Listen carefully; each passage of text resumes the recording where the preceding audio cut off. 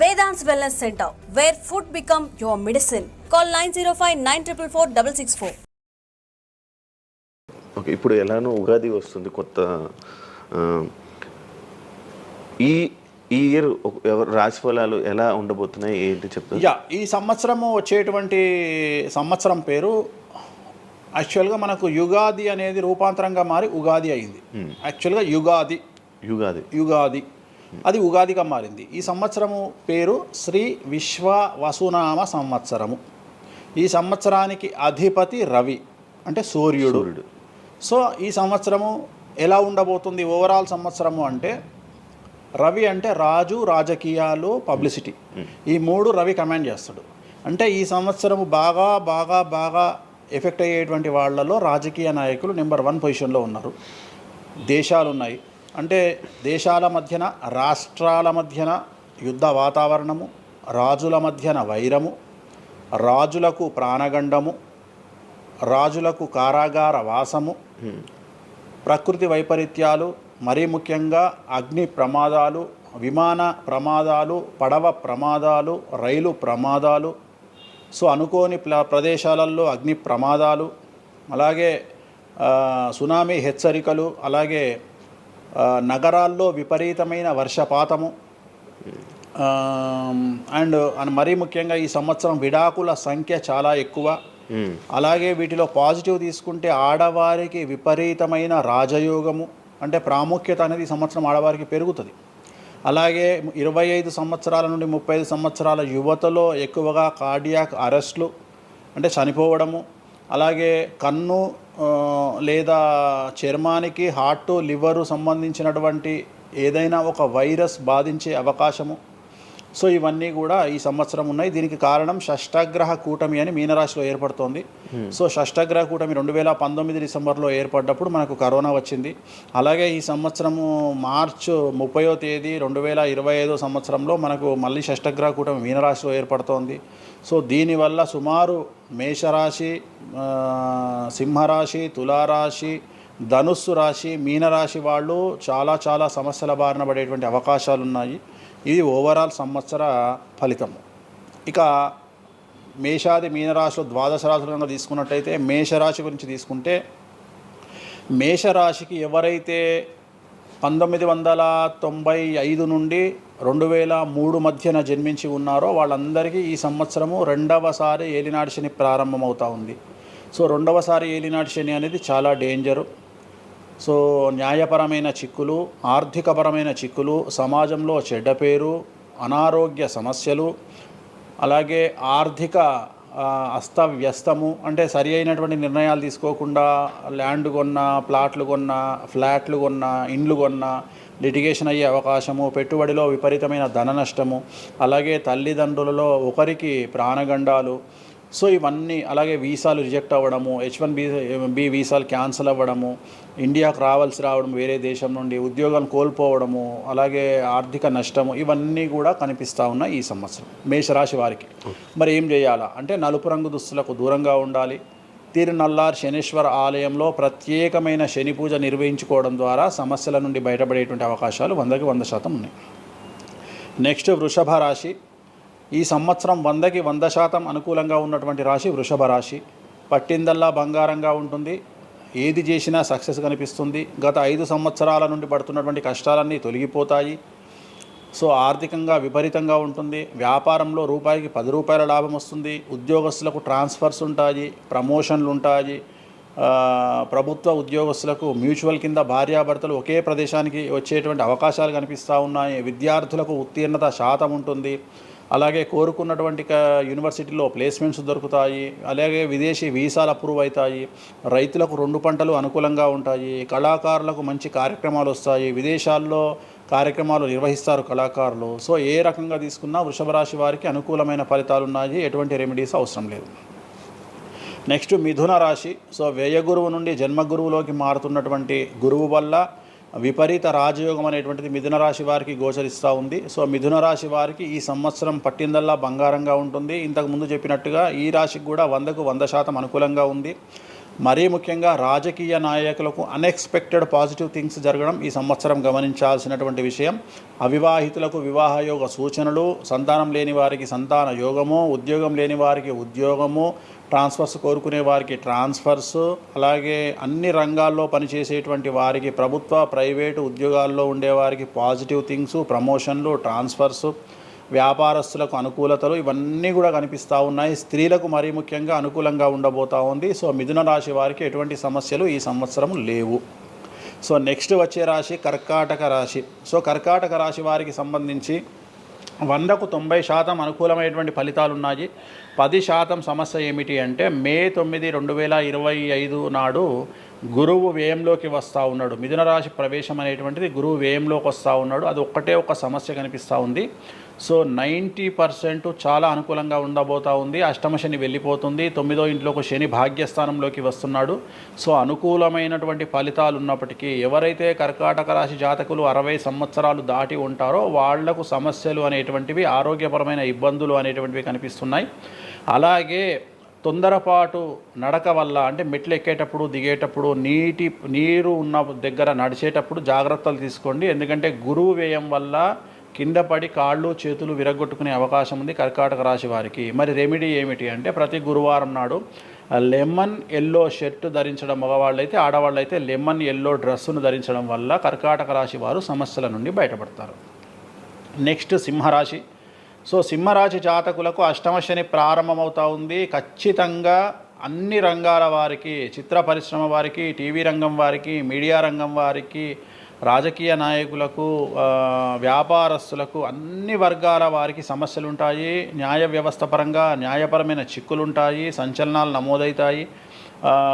మీడియాకి ఎక్కే అవకాశం ఉంది. సమాజంలో చెడ్డ పేరు, తల్లి తండ్రి లేదా భార్య భర్త తరపున ఎవరికైనా వాళ్లకు ఆరోగ్యపరమైన ఇబ్బందులు ఏర్పడే అవకాశం ఉంది. కాబట్టి ఖచ్చితంగా ధన నష్టం ఏర్పడుతుంది. అప్పులు చేయాల్సినటువంటి పరిస్థితి గోచరిస్తూ ఉంది సింహరాశి వారికి.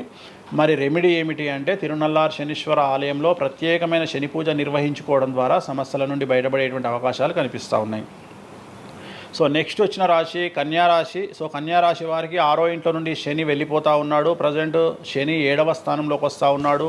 సో చాలా అనుకూలమైనటువంటి ఫలితాలు ఉంటాయి. నూతన పదవి, నూతన ఉద్యోగము, ఉద్యోగంలో ప్రమోషన్లు, కోరుకున్న చోటకి బదిలీలు, వ్యాపారంలో అన్ని రూపాయలకు ఎక్కువగా సంపాదించడము, స్త్రీలకు కోరుకున్న దానికంటే ఎక్కువ ధనం రావడము, భార్యాభర్తల మధ్య అన్యోన్యత, విద్యార్థులకు ఉత్తీర్ణత శాతం పెరగడము, అలాగే విద్యార్థులకు వీసాలు ఏర్పడము, కోరుకున్న ప్లేస్మెంట్స్ దొరకడము, రైతులకు 2 పంటలు అధిక దిగుబడి రావడము, ఇవన్నీ కూడా కన్యా రాశి వారికి కనిపిస్తున్నాయి. రెమెడీస్ అవసరం లేదు. ఈ సంవత్సరం చాలా బాగుంది.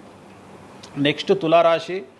సో ఈ అన్ని రాశుల్లోకి అతి డేంజర్ రాశి, సమస్యల బారిన పడే రాశి తులారాశి. ఎందుకంటే షష్టగ్రహ కూటమి ఎఫెక్టు 6వ ఇంట్లో, 6వ స్థానములో శని 6వ ఇంట్లో. సో తులారాశి అనేది అతి పెద్ద సమస్యను ఎదుర్కోబోతూ ఉంది. తులారాశి వారికి ఆర్థికంగా విపరీతమైనటువంటి రాబడి ఈ సంవత్సరం ఉంటుంది. డబ్బు మినహా అన్ని రకాలుగా మీకు సమస్యలు ఉంటాయి. డబ్బు కోరుకున్న దానికంటే ఎక్కువగా వస్తుంది, కానీ న్యాయపరంగా, ఆర్థిక పరంగా, సామాజికంగా తప్పుడు నిర్ణయాలు లేదా తప్పుడు సమస్యలు లేదా సమాజంలో చెడ్డ పేరు, సమాజంలో సంఘంలో చెడ్డ పేరు, ఆరోగ్యపరమైన ఇబ్బందులు, న్యాయపరమైన చిక్కులు. సో తులారాశి వారికి ఏ విధంగా తీసుకున్నా ఒక్క డబ్బు మినహా మిగతా అన్ని సమస్యలే. డబ్బు రాబడి మాత్రమే గొప్పగా కనిపిస్తూ ఉంది, అన్ని సమస్యలే కనిపిస్తూ ఉన్నాయి. తిరునల్లార్ శనీశ్వర ఆలయంలో ప్రత్యేకమైన శని పూజ నిర్వహించుకోవడం ద్వారా సమస్యల నుండి బయటపడతారు. సో నెక్స్ట్ వృశ్చిక రాశి. సో వృశ్చిక రాశి వారికి అర్ధాష్టమ శని వెళ్ళిపోతూ ఉంది. సో చాలా అనుకూలంగా ఉంటుంది. కళాకారులకు, సినిమా స్టార్స్కు, టీవీ వాళ్లకు, మీడియా వాళ్లకు చాలా అనుకూలంగా ఉండబోతూ ఉంది. రాజకీయ నాయకులకు విశేషించి యోగకాలంగా భావించాల్సి ఉంటుంది. విద్యార్థులకు ఉత్తీర్ణత శాతం పెరుగుతుంది, వీసాలు దొరుకుతాయి. అలాగే విదేశాలకు వెళ్ళే వారికి ఉద్యోగాలు దొరుకుతాయి. అలాగే ఉత్తీర్ణత శాతం పెరుగుతుంది. ప్రేమ వ్యవహారాలు ఫలిస్తాయి. భార్యాభర్తల మధ్యన అన్యోన్యత ఉంటుంది. అవివాహితులకు వివాహ సూచనలు ఉంటాయి. అలాగే సంతానం లేని వారికి సంతానం ఉంటుంది. సో వృశ్చిక రాశి వారికి అన్ని రంగాల, అన్ని వర్గాల వారికి పూర్తి అనుకూలతలు ఉంటాయి. రెమెడీస్ ఏమీ లేవు, నెగిటివ్స్ ఏమీ లేవు. సో నెక్స్ట్ ధనుస్సు రాశి. ధనుస్సు రాశి వారికి ఈ నెల మార్చి 30 ఉగాది నుండి అర్ధాష్టమ శని ప్రారంభమవుతా ఉంది. సో కొన్ని సమస్యలు, ఆర్థికపరమైన ఇబ్బందులు ఉంటాయి. పెట్టుబడుల విషయంలో జాగ్రత్తగా ఉండండి. మరీ ముఖ్యంగా తల్లికి సంబంధించిన ఆరోగ్యం మిమ్మల్ని కలవరపెట్టవచ్చు. సో తల్లిగారి ఆరోగ్యం పట్ల జాగ్రత్తలు తీసుకోండి. అలాగే పెట్టుబడుల విషయంలో జాగ్రత్తలు తీసుకోండి. సమాజంలో చెడ్డ పేరు వచ్చే అవకాశం ఉంది కాబట్టి జాగ్రత్తగా ఉండండి. సో ధనుస్సు రాశి వారు తిరునల్లార్ శనీశ్వర ఆలయంలో ప్రత్యేకమైన శని పూజ నిర్వహించడం ద్వారా సమస్యల నుండి బయటపడతారు. సో నెక్స్ట్ మకర రాశి. గత 10 సంవత్సరాల నుండి మకర రాశి వారు పడుతున్నటువంటి బాధలన్నీ తొలగిపోతాయి. 7.5 సంవత్సరాల ఏలినాటి శని వెళ్ళిపోతూ ఉంది. సో పట్టిందల్లా బంగారంగా ఉంటుంది. ఆర్థికంగా, సామాజికంగా, రాజకీయంగా, న్యాయపరంగా, వివాహపరంగా, సంతానపరంగా, అవివాహితులకు వివాహ యొక్క సూచనలు, సంతానం లేని వారికి సంతానము, ఉద్యోగం లేని వారికి ఉద్యోగము, విదేశాల్లో ప్రయత్నం చేసే వారికి అనుకూలతలు, అలాగే ట్రాన్స్ఫర్సు, ప్రమోషన్స్ అన్నీ కూడా అనుకూలంగా ఉన్నాయి. ఎటువంటి రెమెడీస్ అవసరం లేదు. కానీ ఒకే ఒక్క విషయం, భార్యాభర్తల మధ్యలో గొడవలు వచ్చేటువంటి అవకాశాలు కనిపిస్తూ ఉన్నాయి. మకర రాశి వారికి ఎడబాటు కనిపిస్తూ ఉంది. ఆ ఒక్క విషయంలో జాగ్రత్తలు తీసుకోండి, కోపాన్ని తగ్గించుకోండి. సో నెక్స్ట్ కుంభరాశి. కుంభరాశికి 2వ స్థానంలో షష్టగ్రహ కూటమి ఏర్పడుతోంది కాబట్టి ధన నష్టం అనేటువంటిది ఏర్పడబోతూ ఉంది. అతి పెద్ద ధన నష్టం మీరు పెట్టేటువంటి ఇన్వెస్ట్మెంట్ రూపంలో కావచ్చు, భూములు కొన్నా, ఇండ్లు కొన్నా, లేదా ఏదైనా వ్యాపారంలో పెట్టుబడి పెట్టినా చాలా తీవ్రమైన ధన నష్టాన్ని మీరు ఎదుర్కొనే అవకాశం ఉంది. కాబట్టి తొందరపాటు చర్యలు, తొందరపాటు నిర్ణయాలకు దూరంగా ఉండండి. నలుపు రంగు కార్లకు, నలుపు రంగు వస్తువులకు దూరంగా ఉండండి. తిరునల్లార్ శనీశ్వర ఆలయంలో ప్రత్యేకమైన శని పూజ నిర్వహించడం ద్వారా కుంభరాశి జాతకులు సమస్యల నుండి బయటపడతారు. ఇక చివరిదైనటువంటి రాశి మీనరాశి. మీనరాశి వారికి జన్మంలో అంటే మీనరాశిలోనే షష్టగ్రహ కూటమి ఏర్పడతా ఉంది. సో చాలా సంచలనాలు ఉంటాయి. నెగిటివ్సే కనిపిస్తూ ఉన్నాయి, పాజిటివ్స్ ఒక్కటి కూడా కనిపించడం లేదు. ఆర్థికంగా, న్యాయపరంగా, సామాజికంగా, ఆరోగ్యపరంగా, కుటుంబ పరంగా అన్ని రకాల ఇబ్బందులు ఎదుర్కొంటారు. సంచలనాలు ఫేస్ చేయాల్సి వస్తుంది. కుటుంబంలో ఆరోగ్యపరమైన ఇబ్బందులు ఉంటాయి, ఆర్థికపరమైన నష్టాలు ఉంటాయి, భార్యాభర్తల మధ్యన గొడవలు ఉంటాయి, ఎడబాటుకు దారితీసే అవకాశం ఉంది. తల్లిదండ్రుల్లో వారికి ప్రాణగండం కనిపిస్తూ ఉంది. సో చాలా సమస్యలు మీనరాశి వారు ఫేస్ చేసే అవకాశం ఉంది. తిరునల్లార్ శనీశ్వర ఆలయంలో ప్రత్యేకమైన శని పూజ నిర్వహించడం ద్వారా ఈ సమస్యల నుండి బయటపడేటువంటి అవకాశాలు ప్రస్ఫుటంగా కనిపిస్తున్నాయి. ఇవి 12 రాశుల వివరాలు. స్వామి, ఇది మామూలుగా పంచాంగం చూసి చెప్తూ ఉంటారు, మీరు ఏం చూడకుండా ఇవన్నీ ఎప్పుడు నోటికి వస్తాయి కదా, ఇంకెందుకు? ఎవరెవరు ఎక్కడున్నారో తెలుసు కదా. అచ్చా, శని కుంభంలో ఉన్నాడు, మీనంలోకి వస్తున్నాడు ఈ నెల 30. ప్రజెంట్ వృషభంలో గురువు ఉన్నాడు, మే 9కి మిథునంలోకి వస్తున్నాడు.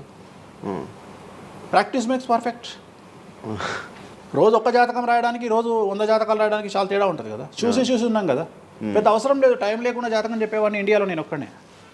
పుట్టిన టైం లేకుండా జాతకాన్ని చెప్పేవాడిని నేను ఒక్కడే.